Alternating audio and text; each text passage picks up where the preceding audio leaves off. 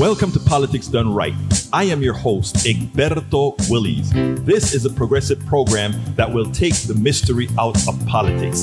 This is the program that will encourage you to make sure government becomes we the people. Whether you are liberal, progressive, conservative, or otherwise, you get to air your point of view. We are an independent media outlet that, unlike mainstream media beholden to corporations, we only owe allegiance to you. Remember, you can also send me a tweet at EGBERTOWILLIES. That is at Egberto Willies. Let us engage. It is Politics Done Right. Welcome to Politics Done Right from the studios of KPFT 90.1 FM, Houston, your community radio station. We have a great program for you today. Democratic State Senator Mallory McMorrow shows how to decimate the right. It's not time for Democrats to throw in the towel for election 2022. Economics professor Dr. Richard Wolff discusses the inflation fraud and the death of capitalism. You know what? Let's get busy. When I talk about Democrats being premature in thinking that they're going to have these big losses, right? I mean, the things that are going to come out, we know that the Republican Party has been pretty much, what's the word? Derelict in their duties, but more than derelict in their duties. They've been simply doing things that are illegal and wrong. And while their pew, the people who follow them, seem to always not forgive them, just don't give a damn whether or not they do what they're supposed to do, there is a vast number of Americans who do care. But every day, some new thing comes out. What we have coming out today, Kevin McCarthy lying about wanting Trump to resign. I wonder how Trump is going to take this. Let's go ahead and listen to this, and then we'll go ahead and take it on the other side. So, AB, if you're a Republican at the highest levels who's been critical of Donald Trump, how are you sleeping tonight? Well, it's incredible reporting, and it's incredible that Jonathan is telling us that there's so much more, not only in the book, but reported. And this is one thing to play the Republican narrative that the media is, wrong and biased and make things up. It's another thing to then be busted with a tape hours later. So this is not only a warning to Republicans all over town at the highest levels, but it's also an indication that the January 6th committee has known about this information all along and the conversations that were had all along. And that's important for people who are going to be coming in front of the committee, like Don Trump Jr., to know that there could be recordings of these phone calls. And it's an amazing, breathtaking failure on the part of Kevin McCarthy, simply because he has tried to ascend to the speakership for so long, and he's made mistakes along the way that have proven that he is just simply too stupid to have this job. The idea that he put out an emphatic denial just hours ago to be upped like this with tapes just hours later is truly just an epic embarrassment to the Republicans and to the man who's been trying to be speaker for all these years now. Now, I want to make one sort of a correction. She says he's too stupid to be Speaker of the House. He's too stupid to have that job. But then again, Donald Trump was our president. Donald Trump was presumably the leader of the world. So we can't quite say that. We know it's a fact, but that doesn't preclude him from the possibility of being the speaker. But if we do our job, progressives do their jobs, Democrats do their jobs, they can ensure that this big turnover that everybody is waiting for doesn't have to come to fruition. If you work hard, you just may mitigate what some still see as inevitable. I don't. Democratic State Senator Mallory McMorrow, she destroyed the evils being done by the GOP by attempting to call people pedophiles, by attempting to call, by maligning many Democrats and progressives for what they're doing, the good things that they did. And she hit at the heart of what these people are all about. I want you to listen to her, and then let's take it on the other side.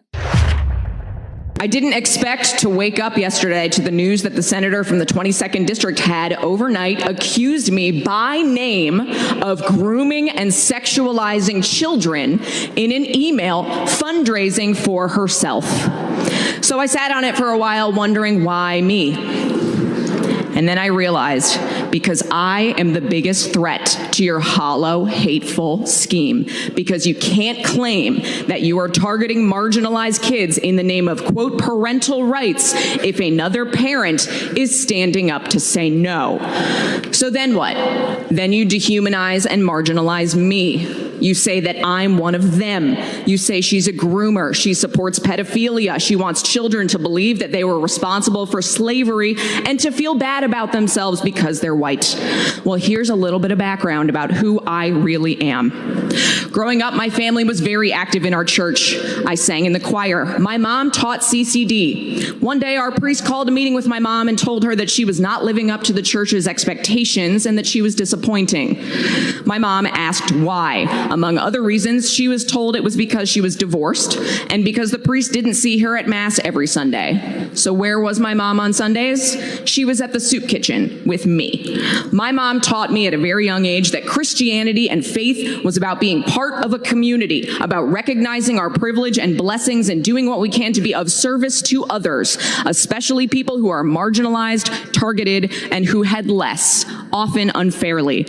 I learned that service was far more important than performative nonsense like being seen in the same pew every Sunday or writing Christian in your Twitter bio and using that as a shield to target and marginalize already marginalized people. I also stand on the shoulders of people like Father Ted Hesburgh, the longtime president of the University of Notre Dame, who was active in the civil rights movement, who recognized his power and privilege as a white man, a faith leader, and the head of an influential and well-respected institution, and who saw black people in this country being targeted and discriminated against and beaten, and reached out to lock arms with Dr. Martin Luther King Jr. when he was alive, when it was unpopular and risky, and marching alongside them to say, we've got you, to offer protection and service and allyship to try to right the wrongs and fix injustice in the world.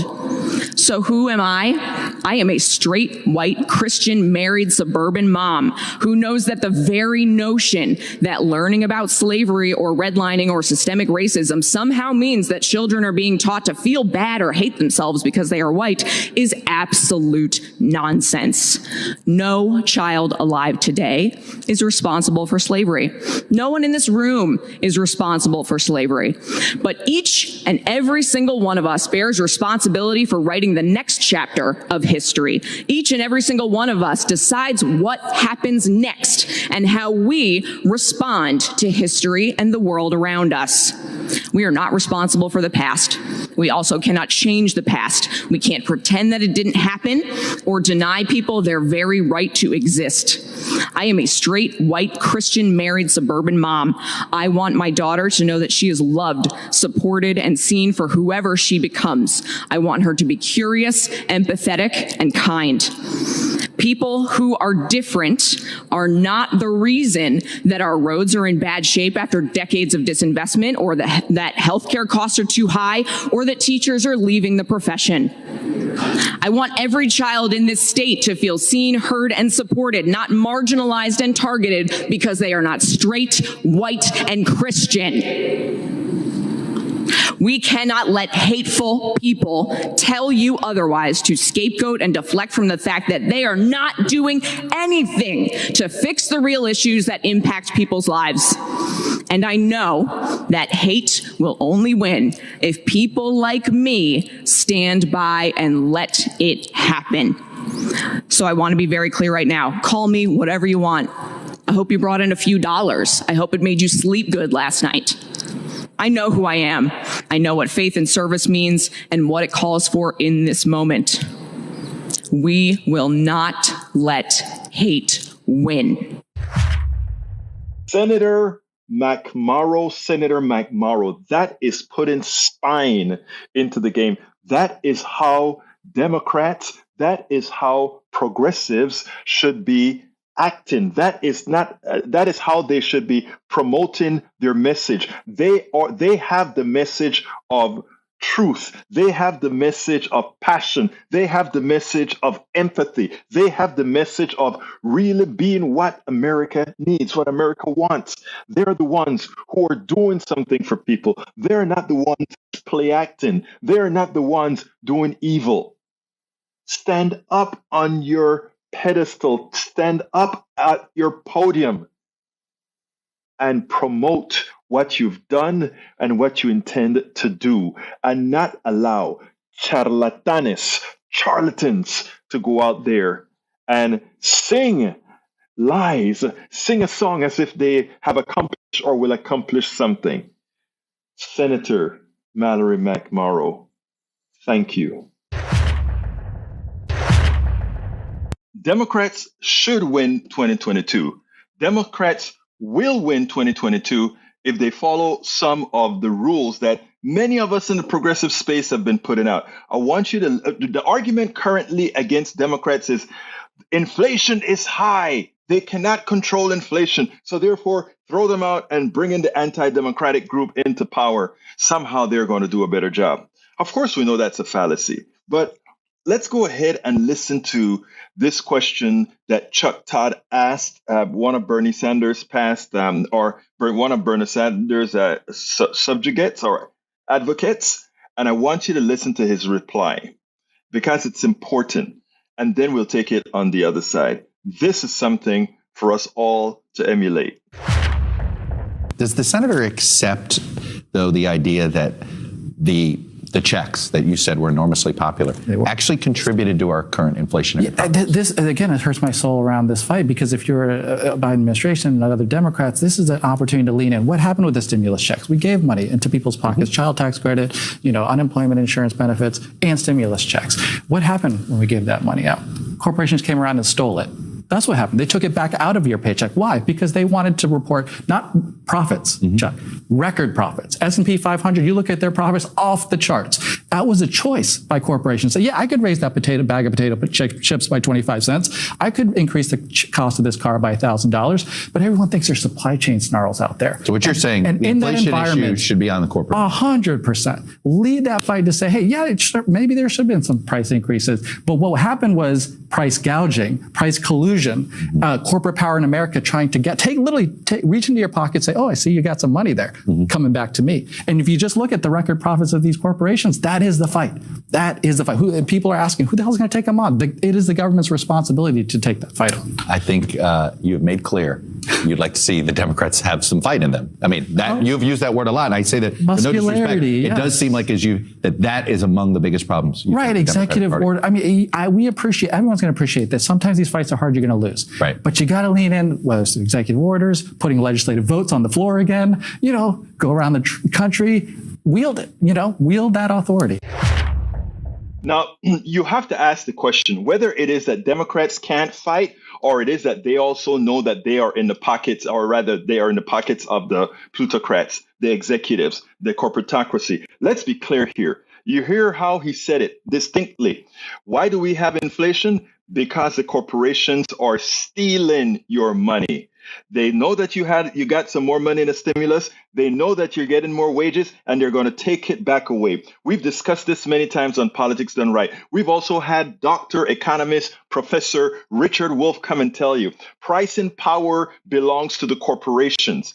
They decide how much to charge. And like I mentioned before, if you don't have shortages of products, which we don't have, if you have people that are buying the same amount of product, which they are, and then the only difference you have is price increases, which is inflation, and also that is reflected into the bottom line of the corporations with record profits, that means that corporations made the choice to create inflation. Again, right now, many Democrats are sitting back and licking their wounds as if they should be held responsible for the inflation rate because of the stimulus package, etc. You notice a question that Chuck Todd asked. That is what they want you to believe.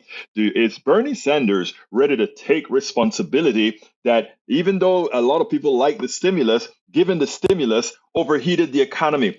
Given the stimulus did not overheat the economy. Are you saying that people should live in a permanent state of poverty, in a permanent state of want, in a permanent state of need? If you believe that given a stimulus overheated the economy, you are saying that you are privy to an economy that cannot support people living at a certain rate of happiness, of a certain rate of having the appropriate finances. Because if you think giving people what they deserve, and not even what they deserve, less than what they deserve, but what they hadn't had, if you think for 1 minute that just letting people just exist is what your economy stands for, and if for some reason people get a little bit more, it goes into inflation, it doesn't work that way. The billionaires continue to amass their billions during the pandemic. The billionaires continued to pilfer Americans, and they're doing right now. Democrats should be leaning in and pointing out that it's corporate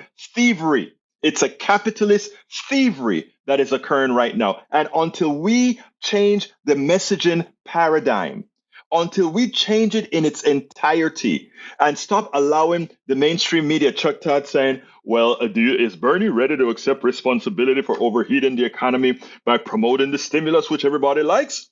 Hell no. Bernie's not sorry. Bernie wants more stimulus. We need to take away a lot more money from the billionaires, which they got on your backs. That is what we need to do. When are we going to see the big picture? When are we going to understand the concept that every capitalist knows? What is the price of a product? Whatever the market can bear. In other words, whatever we can steal from you. That is the price of the product. Listen to what we talked about a few days ago with Dr. Richard Wolff. That is what it's all about. Chuck Todd, I'm glad you asked that question, because it should give the impetus to every Democrat to go ahead, every progressive to answer that question. And anyone who doesn't answer that question the way you just heard it answered is in the pockets of the corporatocracy. Welcome to one more edition of Politics Done Right. I'm Egberto Willis, your host. Today, we are honored once again to be in the presence of Dr. Richard D. Wolff. He's a professor of economics, Emeritus, University of Massachusetts, Amherst, and a visiting professor in the graduate program in international affairs of the New School University in New York City. He is a founder of Democracy at Work and host of their nationally syndicated show, Economic Update. His latest book is The Sickness is the System. Don't we know it? When Capitalism Fails to Save Us from Pandemics or Itself, and is available along with his other books, Understanding Socialism and Understanding Marxism, at www.democracyatwork.info. Dr. Wolff, it's my pleasure to have you on Politics Done Right once again. Well, thank you very much for inviting me. I'm very glad to be here. Let me start real simple, sir. I want to tell our audience, first of all, that I became aware of you after you did a symposium called Capitalism Hits the Fan. And this former pure capitalist was forever transformed after seeing that piece, and it changed my life entirely into one who believed in humanity at that point. So my question to you, sir, first of all, is what is wrong with our economy right now? Well, a little bit depends on what you call our economy. If you mean the United States, the capitalist system here, let me talk a little bit about what's wrong with that. But I need a preface. Every economic system in the history of the world shows the following pattern. It's born out of another different system. It changes and grows over time. and then it eventually passes away and gives way to another system that is born and then goes through the same stages.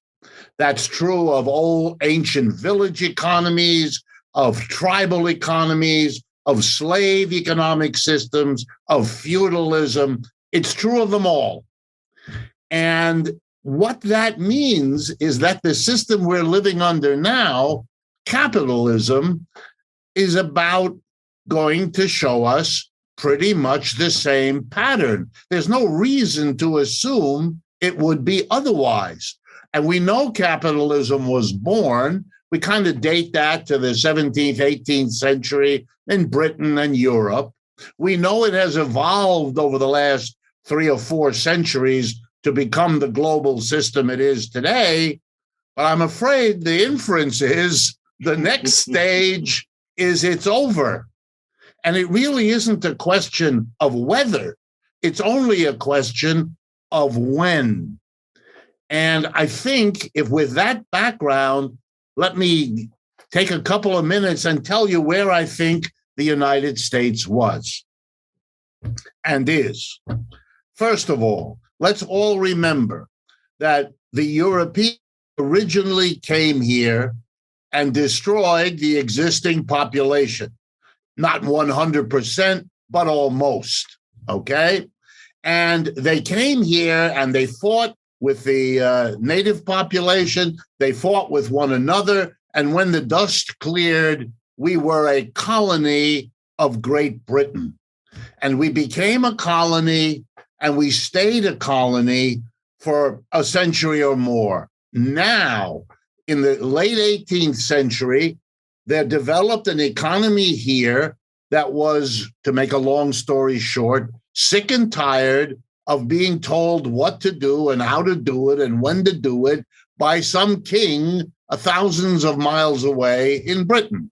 So we had a revolutionary war and we became independent. At that time, we were a small secondary part of the big dominant capitalist empire of the world, the British Empire. Mm-hmm. But now let's be honest.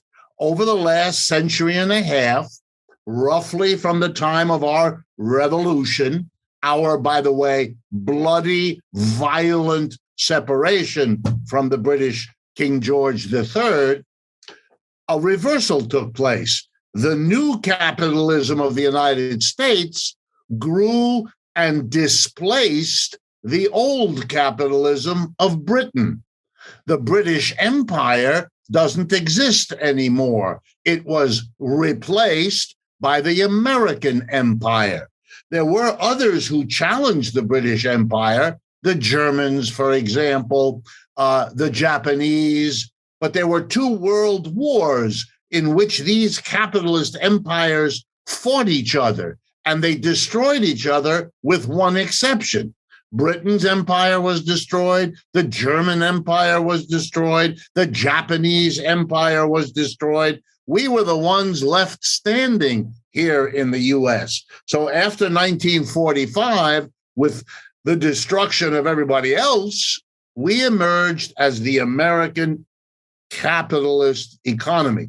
And look, over the last century, it's been a nice ride for us in America. Not for all of us, obviously. I was about to say that, yeah. Yeah, not for all of us, but for the majority, and particularly for the white majority, it was a nice uphill ride. But look, if you remember the history I started out with, everybody had to have known that, like every other system and like every other empire, you're born, you evolve, and then you get displaced. So let me say where we are now. And I'm not saying anything that most Americans, if they don't know it, they kind of smell it. They can infer it, yeah. Yeah. We're done. We are on the down. And the down is not very much fun. Way less fun than on the ride up, you know? And we have a new empire. It's called China. And they are replacing us. They, in large parts, they already have. The war in Ukraine is a footnote to a shift from the dominance of an American capitalism emerging out of Europe, and it's shifting over to a new dynamic core of capitalism that is in places like China and India and Brazil and South Africa and those parts of the world that were colonial, that were suppressed for a long time. But like the old colony of the United States, they are no longer willing to have their situations dictated by another part of the world that really looks down its nose at them. And, you know, this is very hard. If you look at British history, there are still sizable parts of Britain that still haven't come to terms with the fact that the British Empire is a vague memory. We should learn from that because, as the saying goes, if you don't learn from history, you will be condemned to repeat it. Yeah, that is sad. Now, I understand that. Now, aren't we doing certain things right now that's exacerbating that death or making that death less pleasurable than it should be? Yes, because that, unfortunately, is also typical. People who don't understand the situation become increasingly desperate, trying to hold on to what history will not let them keep. That's very classic. You can see it in the Greek Empire, the Roman Empire, the British Empire. They keep trying to hold on. That's half the reason they have a queen. I mean, they try to hold on to the symbols. You know, it's downright funny if you take a step back. Well, here we have here in the United States. Let me give you just some examples so people see it. One of the dominating powers of the British Empire in the 19th and early 20th century was the fact that the British currency, the British pound sterling, was the global money. It was as good as gold. Okay? The symbol of the United States over the last century has been the role of the dollar, which was that. In other words, the dollar pushed the London stock markets and the British pound to a secondary role, and it became the dollar. Well, over the last 20 years, as China has emerged the new economic colossus, the American currency has begun to be less and less the dominant story, and therefore wealthy people, central banks around the country are kind of reducing their holding of dollars as the reserve behind their currency and are beginning to use more and more yuan, the Chinese currency. Okay, so that was underway. Now you get the Ukraine war. And what does a desperate Biden government do?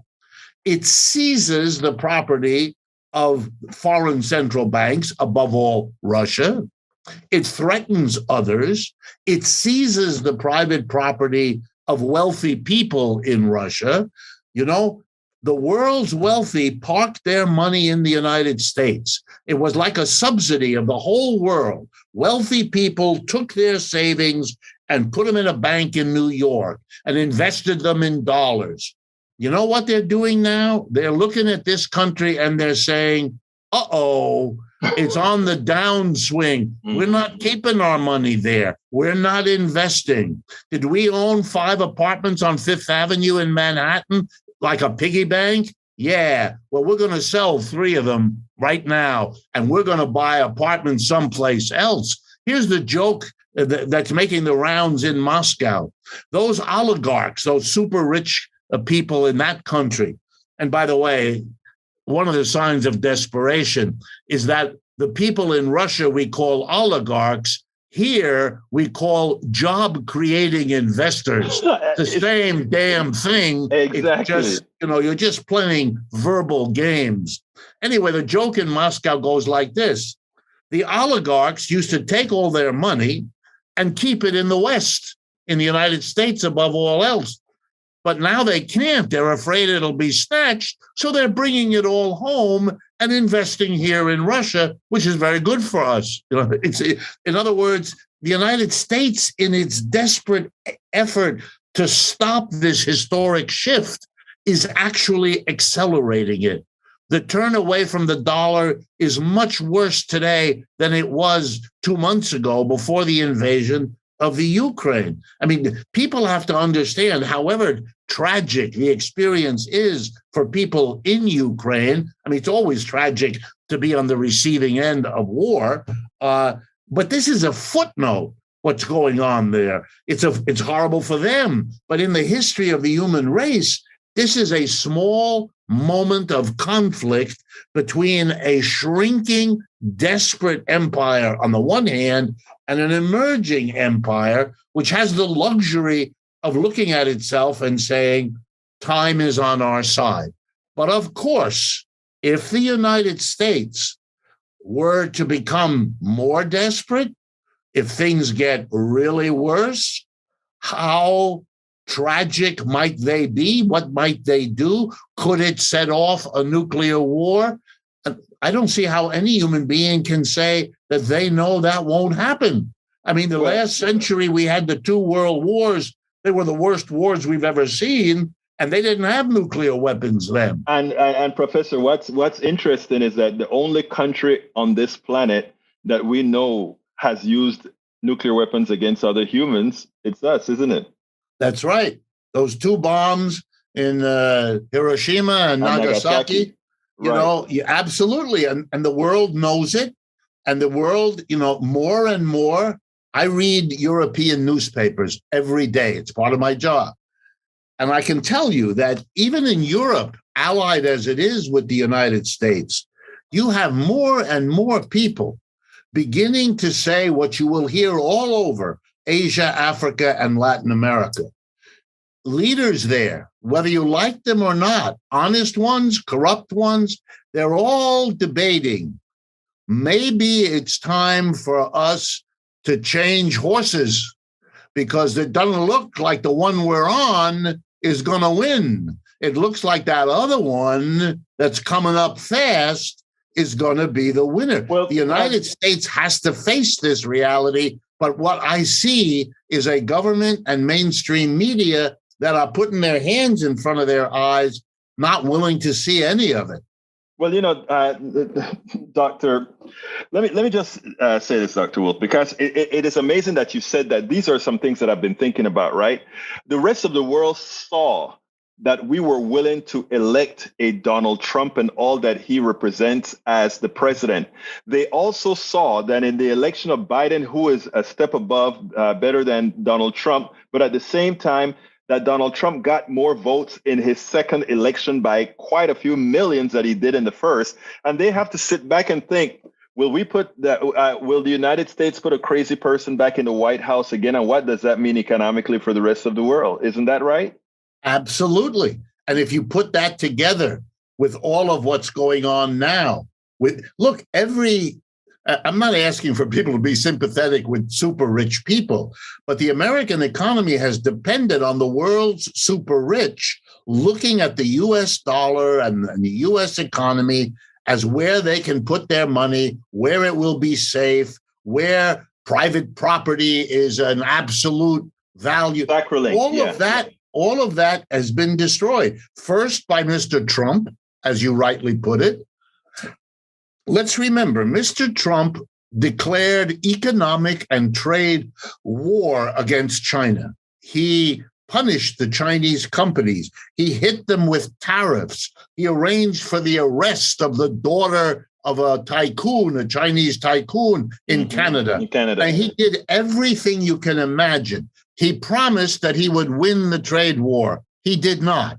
He promised that what he was doing would change China's basic politics. It's all a failure. And yet it was the biggest package of sanctions the world had ever seen. Mr. Biden has gone him several steps better, done even more against Russia, not against China. But frankly, because of the alliance between Russia and China, which India basically has now joined, the ability of the United States to call the shots is looking to the whole world like a bit of a bluff. And if you bluff and you get caught, it's never the same game when you do. It's a terrible chance you're taking, which is why you get the bizarre hysteria. But yes, you're right. They've seen not only that Mr. Trump was elected, but that the establishment, the rich corporations that run the country, they didn't prevent it. They let him be the president for 4 years. And so the rest of the world has to wonder, exactly as you put it, what kind of, if the Democrats lose this November or 2 years from now, what are they going to see? And they have to make their plans now to protect themselves from what might happen. You know what is interesting? Yeah. Dr. Wolff, Germany apparently saw that. They're spending up the gazoo right now in self-protection and other places. You mentioned something that I think bears mentioning. You said earlier, and I think it is so important, that you read every morning, you read newspapers from around the world. And it would be great if not only more Americans did that, but if our mainstream media actually brought that to the fold as well. I mean, if you take a look at the active discussions between certain neoliberal professors in the United States on Indian TV, you would see a discussion that Americans would actually blow their minds. I mean, I heard an American professor go to India, and he started to chastise India for not simply jumping onto the bandwagon with Ukraine. Right. And when India was done explaining all the destruction that we ourselves have caused, when the Indians were done talking about the financial policies of the United States and how it affected other countries without most Americans knowing these things, the professor had nothing to say. Because the reality is, we only know what we're told here in the United States and not what our brand of capitalism has done throughout the world. Is that right? Absolutely. Let me give you another example that makes your point. I don't mean to repeat it, but I think it'll help people understand it. Last Sunday was a national election in France, an important ally. I want to point out 3 facts, and I won't embarrass anyone watching or listening to this program by asking them whether they were aware of the following facts. Mm-hmm. Okay. The sitting president, who's been the president of that country for several years, Emmanuel Macron by name, 72% of the French people who went to the polls and voted against him. Mm-hmm. In other words, the French people, more than 2/3, think he stinks as the leader, and they don't want him. That should have been a remarkable headline because of what it implies about what is the second most important economy in Europe, namely the French. Almost not a word of recognition. Mm-hmm. Number 2, the election was presented as if the 2 frontrunners, a right-of-center President Macron and an even further right-wing anti-immigrant a woman named Marine Le Pen, that's it. That's who the French are all excited. In other words, France is way over on the right. Okay, let me give you the information. Marine Le Pen got 23.1% of the vote. Okay, let's be real clear. That's less than 1 out of 4 people in France voted for the extreme right wing. Number 2, there was a third candidate. By the way, the French had a dozen people running because the French, if you don't mind my saying so, believe in freedom of choice. You should have a lot of choice when you go to the polls. We in America seem to be very happy with having basically 2 to choose among, and we all know how hard it is to keep them separate, one from the other. Okay, right. So let's go back to the France. There was a third candidate. His name is Mélenchon, Jean-Luc Mélenchon. My family's French, so I follow these things. Who's Mélenchon? He is a left-wing socialist. He is to the left politically of Bernie Sanders or AOC. Like them, he's a socialist, right. But he's more left-wing than them. What vote did he get? Remember now, Marine Le Pen got 23.1%. Jean-Luc Mélenchon got 22%. I heard, yeah. In other words, the very least you ought to know is that the socialist left is virtually in a dead heat with that far right. But I'm not done. One of the political parties running for president was the French Communist Party. Okay, how much did they get? 2.5%.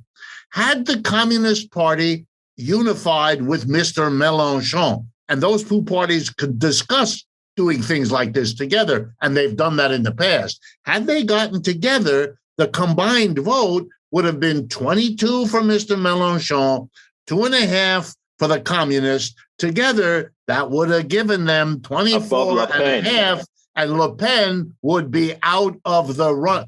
I mean, right. What? And America have no idea. Last point. In the run-up to the election, here's an issue that was not a major concern. Ukraine. The big issues were inflation. The big issues were the gap between rich and poor. The big issue was the failure of the president of France to get his program done. Another big issue that he wants to raise the retirement age. In other words, not to let people retire until they're older than the age and ready they to are die. now. Yeah. Yeah. And not only the left wing, but the right wing in France went after him. And the overwhelming majority of French people agree, not with the president, but with the right and left. You could have had an interesting conversation. France is a couple of hours by train from Ukraine. They have every reason to be interested. They aren't. Why might that be? Why are you could have had interesting debates and discussions. Instead, the Americans are left with a completely caca. I mean, I don't know how to say this politely. Nonsense idea, and this isn't unique to France. It's true from the German story. The German story is here's how it's understood in Europe. When the war in Ukraine breaks out, the Germans, who want to keep a good relationship with Russia because they depend on Russian gas and oil, particularly gas. So they're not going along. Biden sends Blinken over there, and they say, we need you to get on board. The Germans say, what's it worth to you? Answer. We're going to let you rearm. We're going to approve the rearmament of Germany. Let's remember, Germany was War II. Right. Germany was denied an armory after World War I, for which they were blamed, and World War II, for which they were blamed. The United States said, we will support, get ready now, a tripling of your defense budget to give you the biggest army in Europe. Everybody else in Europe is now aware, not that they have a problem with Russia, they knew they had a risk there. They now understand they have a problem much closer, Germany, which is already an economic powerhouse inside of Europe and will now be a dominant military force, which it wasn't before. Right. Okay. Here's the irony of ironies for Americans. Why would Germany want that? They're not going to have a war with Russia. They'd probably lose that. They've lost twice trying to take over Russia. I don't think they're going to do it. You know who they're worried about? The United States. Right. They want to be freer to figure out which way the wind is blowing, and having an army that the United States has to worry about gives them a bit more wiggle. The ironies here that we will look back on, they should stop everyone dead in their tracks to begin to rethink. Otherwise, if you follow the mainstream media, it's like trying to understand Shakespeare by reading a classic comic book. I agree with you wholeheartedly. That's why we do what we do, Professor. Now, let me ask you something. Now, let's get a little bit localized to America here, because there's while what we're talking about has a lot to do with what is ultimately going to occur with the birth the living and the death of these economic systems. But in the short term, I've got into several discussions with some people who have a tendency to believe that inflation is divine. And what I've been trying to point out to many is that how can inflation be divine? How can we have a gasoline shortage when Venezuela is sitting on a pool of oil? And because they don't want the oil to, first of all, let me put it this way. I want to know if you agree with this. My contention is we're not exploiting Venezuelan oil because the corporations under the current Venezuelan government cannot control it. In other words, the basic tenet behind Venezuela is that the oil resources belong to the people. And I know there's corruption, et cetera, but that was Chavez's main tenet. Right. Yeah, no, I could not agree more. And I think, I don't mean to be impolite, but the economic literacy in the United States has not been developed. That's as polite as I know how to be. But let me explain. An inflation is a word that simply describes a general rise in the price of pretty much everything. Not everything the same amount. Right. Food goes up this amount and fuel goes up that amount and rent goes up. But in general, prices are rising. Okay, let's begin the basic economics. Who determines a price? In other words, who raises it if it's those going with up? Price and power. Right. And that's called the employer class. Right. Roughly in the United States, 1% of our people are employers. The other 99% aren't. The other 99%, we're the ones who pay the prices, but we don't set them. Even anyone who's listening who ever had a job knows that if you're not the employer or you're not on the board of directors of the corporation, no one ever asks your opinion about setting the prices of what's produced in the company where you work. A tiny number of people. So if you're not happy with prices going up, the anger or the upset or the question should be directed at the 1% of our people who are in the position to do it. Moreover, we live in a capitalist system which allows them, because they are quote unquote free enterprises, to jack up the price whenever the hell they wish to. All right, second point, and I'm just being an economics teacher here. Why do employers make the decisions they do, including the raising of a price? The answer is that the employer's every action is dictated by what they themselves tell us dictates it, namely to make money. They're in business to profit is their bottom line, they tell us. They are taught in business school, and I've taught in business schools. They are taught every decision you make should be geared towards, will it improve your profitability or will it not? If you raise your profits, your career goes up. If you don't, your career goes into the toilet. Okay, so the honest answer to why employers raise prices is the same answer every kid in business school writes on his or her exam. It's because it's profitable. If you think you can get away by charging more, that's your job to do it. I'll remind you of a famous saying that describes capitalism. The seller always sells at the best price the market will bear. You know what that means? You jack up the price if you can get away with it. So we have an inflation because businesses think they're in a situation where they can get away with raising the price. And in many cases, they're right. But that's why we have it. It's not from God. It's not divine. It's not like a rainfall coming out of nature. And by the way, let me end this by reminding folks of a Republican conservative president named Richard Nixon. On August 15th, 1971, he went on radio and television. He was the president at the time. And he said, we've got a terrible inflation. And here's what I'm going to do. And he declared what came to be known as a wage price freeze. Control. Yeah. Okay. And here's what he said.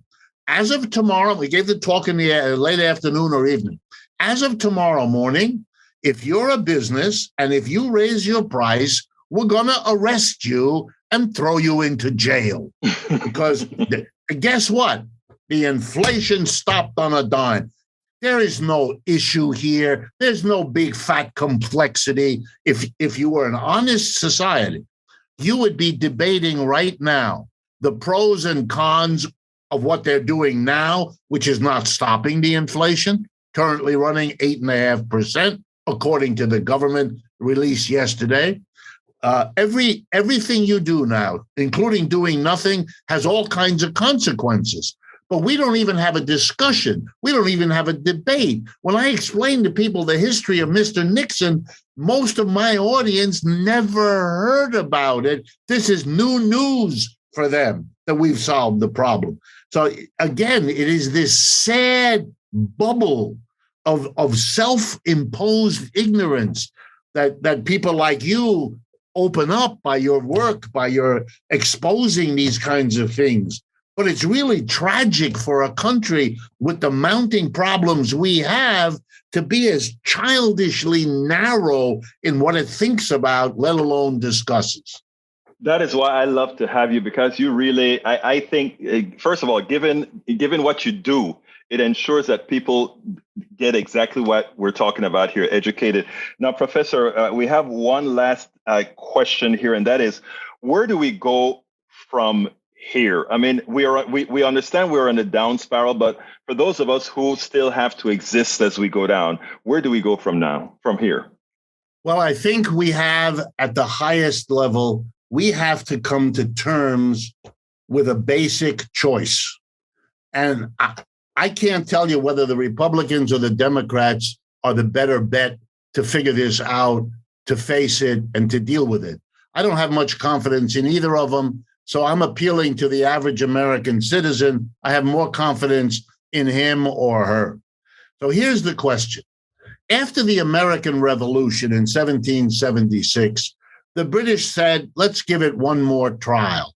And in 1812, we had another war between Britain and the United States. And the British were defeated again.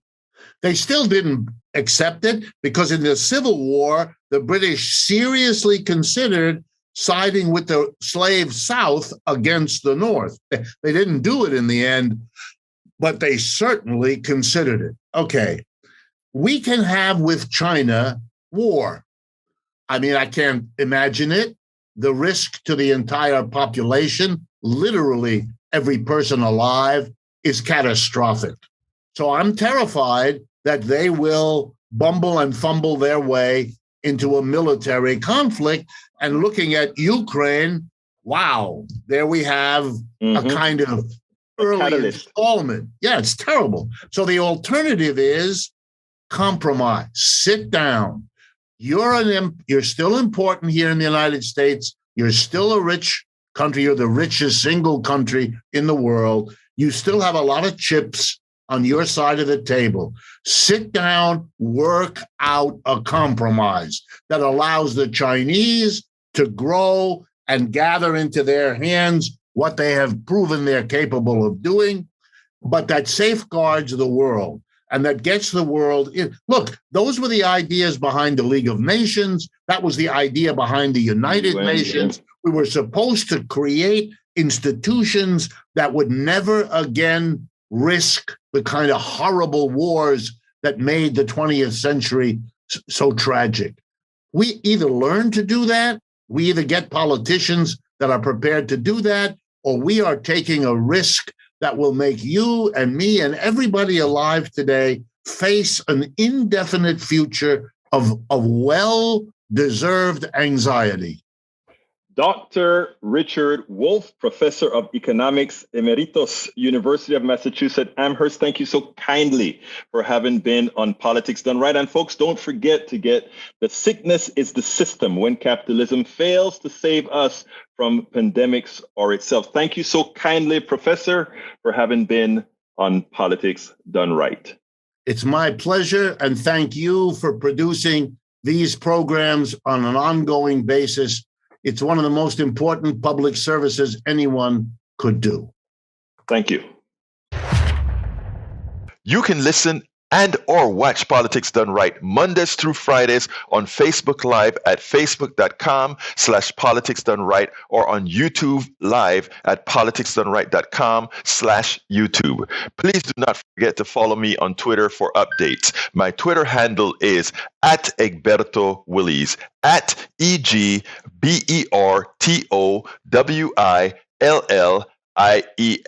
But don't you forget, listen to us live on air at KPFT 90.1 FM on Thursdays at noon and at Fridays at 11 a.m. all Central Time. Please get one of my several books out there. As I See It, Class Warfare, the Only Resort to Right-Wing Doom, for a contribution of $120. It's worth it. How to Talk to Your Right-Wing Relatives, Friends, and Neighbors, for a contribution of $120. How to Make America Utopia, Take Away the Economy from Those Who Rigged It, for a pledge of $120. Get any two of those books for $200, any three of those books for $250.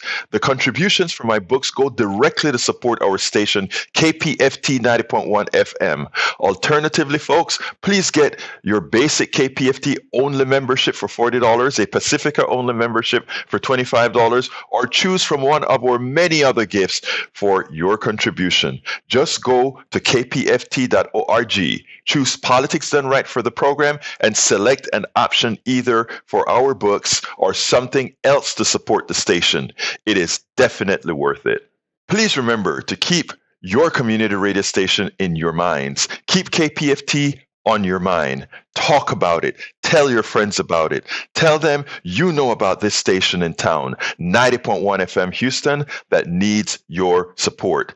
That is there to provide that nourishment that we need. KPFT 90.1 FM Houston. Well, folks, that's it for today. You know how I'm going to end this baby. My name is Egberto Willies. This is Politics Done Right. And you know how I end this baby. I am what? Out.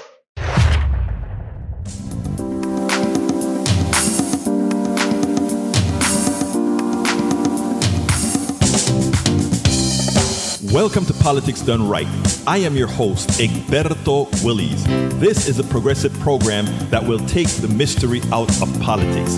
This is the program that will encourage you to make sure government becomes we the people.